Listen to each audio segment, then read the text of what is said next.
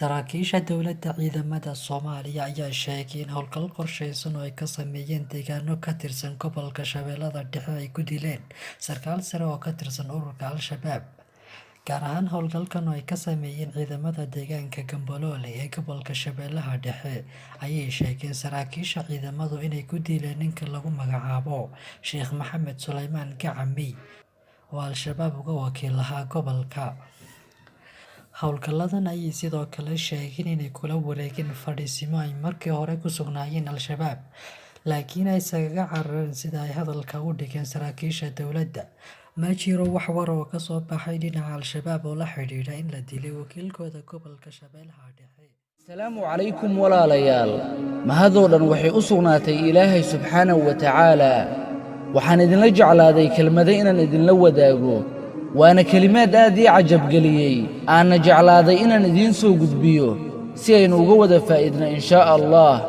nin faqiih ah oo la oran jiray Abulayth as-Samarqadi Ilaahay ha ka raali noqdee wuxuu yidhi qofkii 7 kelmadood xifdiya Ilaahay agtiisa wuxuu ka noqonayaa qof wanaagsan, sidoo kale malaa'igta agtoodana wuxuu ka noqonayaa qof wanaagsan, dembigiisana Ilaahay wuu dhaafayaa haba la ekaadee badda muggeeda. wuxuu kaloo helayaa daacada macaankeeda, noloshiisa iyo geeridiisana waxay u noqonaysaa mid khayr badan. midda koowaad, shay walba inuu ku bilaabo bismillaah. midda labaad, shay walba markuu dhammeeyo inuu yidhaahdo alxamdulillaah. midda saddexaad, carabkiisa hadduu soo mara hadal xun ama uu sameeyo ficil xun, ha yaraada ama ha badnaadee inuu yidhaahdo astaghfirullaah. midda afaraad, hadduu yidhaahdo beri ayaan wax samaynayaa waa inuu yidhaahdaa inshaa Allah. midda shanaad, hadduu soo wajaho wax xun waa inuu yidhaahdaa laa xawla walaa quwwata ilaa billaah. midda lixaad, musiibo hadday ku dhacdo nafsaddiisa ama maalkiisa, ha yaraata ama ha badnaatee waa inuu yidhaahdaa innaa lilaahi wa innaa ilayhi raajicuun.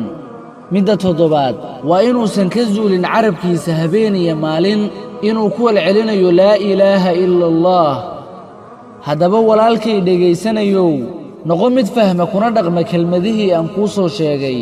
sidoo kale la wadaag walaalkaaga kale ee muslimka ah si khayrku dhexdeena ugu faafo.